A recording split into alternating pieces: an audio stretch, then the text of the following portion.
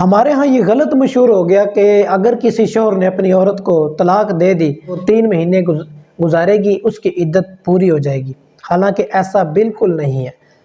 شریعت کے اندر 3 مہینے کا معیار نہیں رکھا شریعت نے۔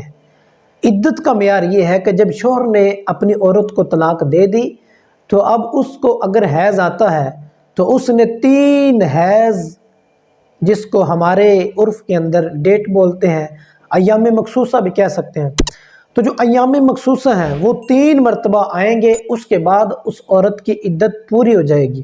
اب وہ 3 مہینے میں آ جائیں، 3 سال کے اندر آ جائیں، وہ 3 حیض پورے کرنے ہیں۔ اگر وہ عورت کو مخصوص دن آتے ہیں، خون آتا ہے، تو پھر اس کا یہ مسئلہ ہے۔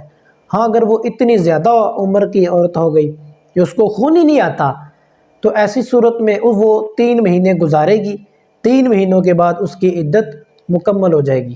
لیکن اگر کسی عورت کو خون آتا ہے اور وہ کہے کہ بس میں 3 مہینے پورے کر لیتی ہوں، میری عدت ختم ہو جائے گی، ایسا نہیں ہے۔ اس کو 3 حیض یعنی 3 مرتبہ اس کو ایام مخصوصہ کے پیریڈ سے گزرنا پڑے گا، پھر اس کی عدت پوری ہوگی۔ اور اگر کوئی شوہر فوت ہو جاتا ہے، اس کی بیوی اب بیوہ ہو گئی، اس کی عدت کی 2 صورتیں بنتی ہیں۔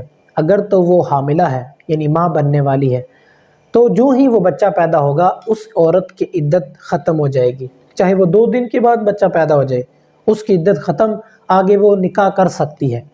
لیکن اگر بیوہ عورت حاملہ نہیں ہے، پیٹ سے نہیں ہے، ماں نہیں بننے والی، تو ایسی عورت کے لیے شریعت نے حکم مقرر فرمایا کہ وہ 4 مہینے 10 دن عدت گزارے گی۔